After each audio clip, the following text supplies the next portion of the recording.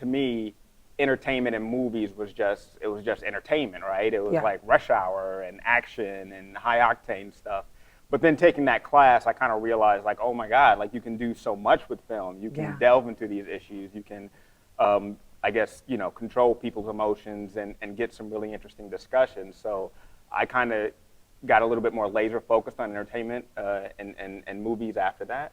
And so then I got into their media production program, came out to LA for an internship, Okay. realized that there were very few black people out in LA, and was like, okay, I see a problem here. I need to be part of the solution. So that's when I was like, okay, that's what I need to do.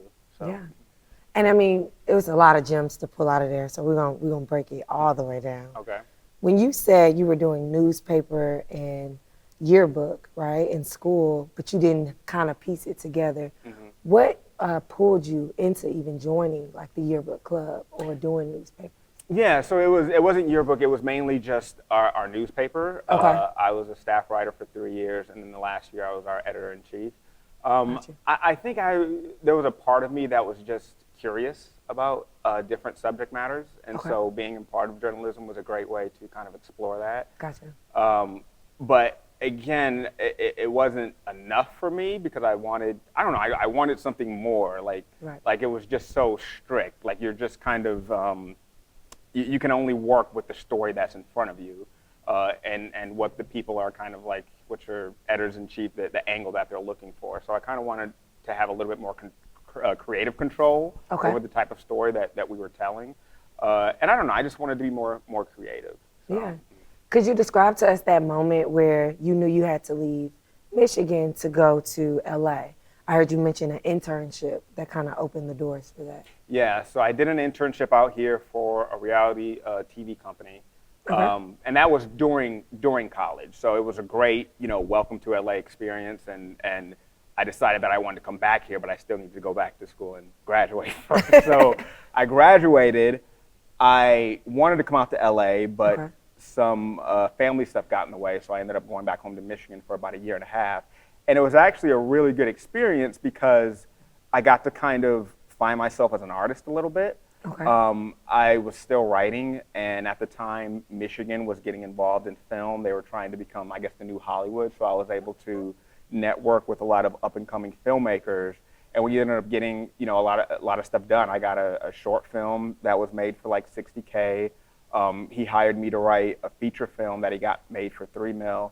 So when I actually came to LA, I had a little bit of stuff under my belt, which is, a little bit different than most people when they come out here. Yeah.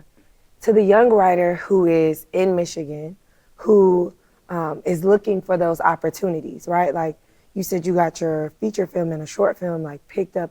Can you describe to us that process? Like, did you go to a festival? How did you kind of pitch your film? Like, where do you go to even get that exposure?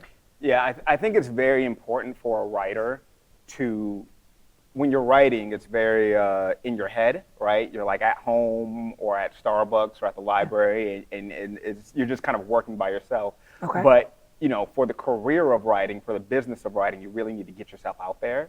Okay. And so I was networking. I was going to events. I was meeting people. I was applying to different writing jobs on different boards. I applied for some job. They were looking for somebody to write something about, I guess, World War II or something like that. And so I applied, and I had scripts because I had been writing. And so they read my script, and they liked it. And they didn't think I was right for that project, but they forwarded my stuff over to the filmmaker who I eventually ended up working with. So I think if I was just so shy about my material and just kind of like in my head, I would have never had that experience. Yeah. What are some links or sites that you go to find these applications? Like, do you just submit, like if I have a lot of scripts, do I just submit, Right. Like where do I submit them at? I mean, oh my gosh, so this is a while ago, so I don't exactly remember. I just remember there were different film boards. Okay. And it was just different people like looking for help writing different projects. So I know right now Stage 32 does a lot of that stuff. It was kind of in the same vein. But yeah, I think it's kind of scary, right? Because when you're applying to this stuff, you don't really know who these people are. You Gotcha. don't really know what this process is going to be. Yep. But I think when you're starting out, it's important to just kind of, put yourself out there and kind of be open to the experience, because no matter what, you're going to learn from it. Yeah.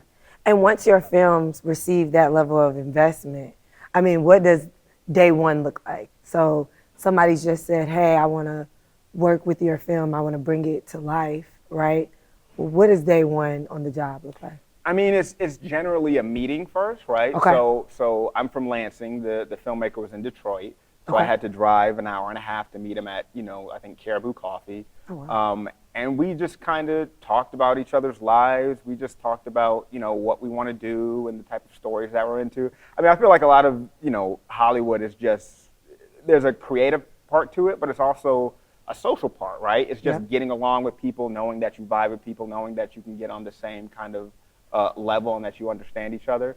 So it was really just like a vetting process. Okay. And then, we eventually got to start talking about the project that he wanted to do. And I understood it. And as he was talking, I was getting thoughts in my mind about different things that they can do. And so I was pitching him right there in the meeting. Oh, wow. And he was like, okay, yeah, some of that stuff works. not all of it, but he was willing to kind of give me a chance. And so he told me, I'm going to send you the material of what I've already, developed. Yeah.